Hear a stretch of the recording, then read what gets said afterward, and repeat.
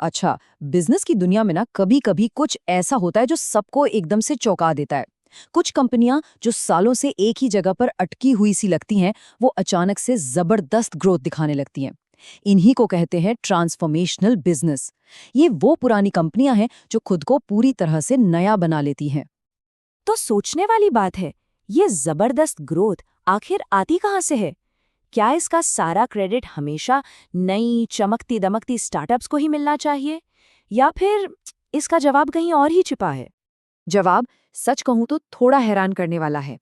अक्सर ये धमाकेदार ग्रोथ उन कंपनियों में देखने को मिलती है जिनकी चमक फीकी पड़ चुकी थी, जिन पर कह सकते हैं कि किसी का ध्यान ही नहीं था।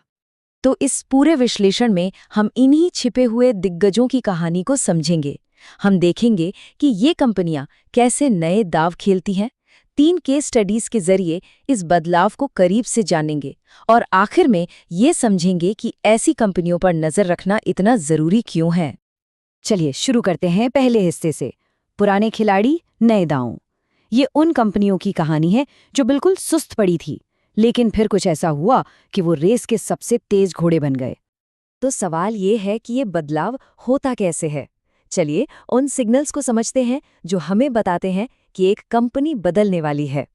सबसे पहले ये समझते हैं कि ट्रांसफॉर्मेशनल बिजनेस आखिर होता क्या है। देखिए, ये एक ऐसी पुरानी स्थापित कंपनी है जो शायद सालों से स्थिर हो, लेकिन फिर वो अपनी स्ट्रैटेजी में एक बहुत बड़ा, एक फंडामेंटल बदलाव करती है और यही बदलाव उसे तेज ग्रोथ और बेहतर मुनाफे के रास्ते पर ले जाता है।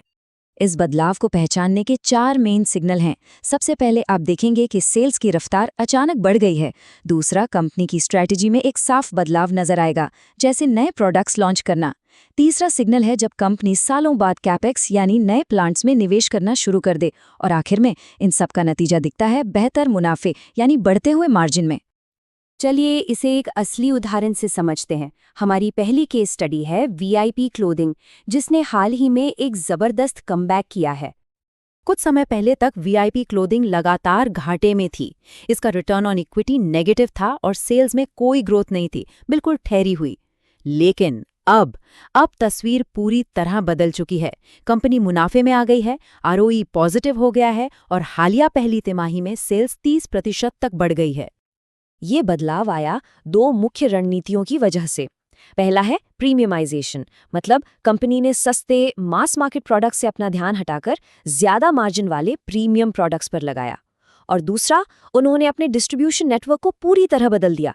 अब वो ई कॉमर्स और क्विक कॉमर्स प्लेटफॉर्म्स पर जोर शोर से मौजूद हैं। और इस स्ट्रैटेजी का असर, वो तो हैरान कर देने वाला है। पिछले साल की पहली तिमाही के मुकाबले इस साल मुनाफा 10 गुना बढ़ गया।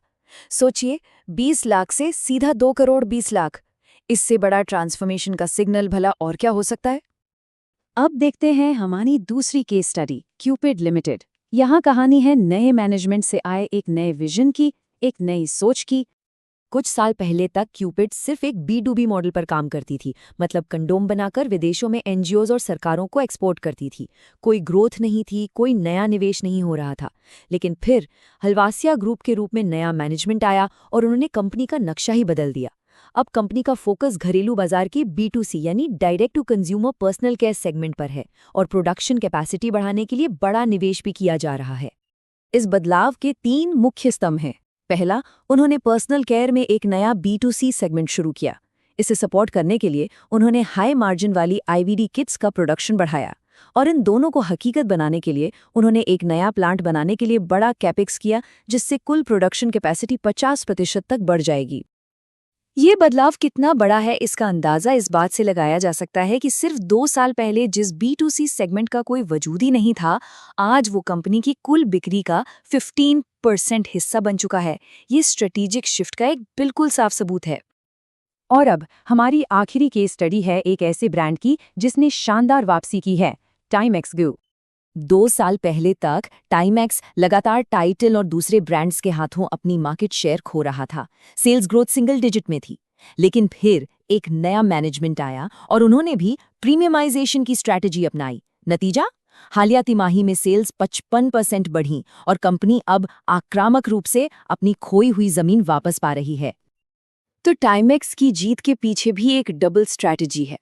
पहला, वीआईपी की तरह ही प्रीमियमाइजेशन यानी बेहतर और महंगे प्रोडक्ट्स पर फोकस, और दूसरा, एक जबरदस्त डिस्ट्रीब्यूशन विस्तार।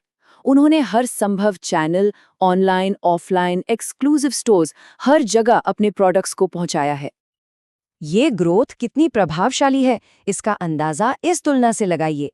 जहां टाइमेक्स की सेल्स 55% की रफ्तार से बढ़ी, वहीं उसके एक प्रमुख प्रतियोगी एथॉस की ग्रोथ 25% रही। इससे साफ है कि टाइमेक्स सिर्फ बढ़ नहीं रहा, बल्कि मार्केट शेयर भी जीत रहा है। तो इन तीनों केस स्टडीज से हमें सबक क्या मिलता है? सबक यही है कि उन कंपनियों पर नजर रखो जो आज शायद पिछड़ रही हैं। सार बस इतना सा है कि आज जो कंपनियां धीमी लग रही हैं, जरूरी नहीं कि वो हमेशा वैसी ही रहें। सही बदलाव के साथ वही कंपनियां कल की सुपरफास्ट ग्रोथ वाली स्टार बन सकती हैं। तो सुस्त कंपनियों पर नजर क्यों रखें?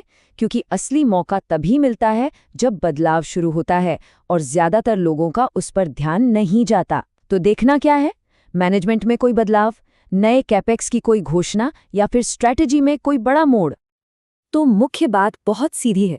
किसी भी कंपनी को सिर्फ इसलिए खारिज नहीं कर देना चाहिए क्योंकि आज उसमें ग्रोथ नहीं दिख रही है। पैसा भले ही न लगाएं, लेकिन उसे ट्रैक जरूर करें, क्योंकि हम नहीं जानते कि कल कौन सा नया मैनेजमेंट किस भूली बिसरी कंपनी को रेस का नया सितारा बना देगा। तो सवाल ये है, वो अगली कंपनी कौन सी होगी?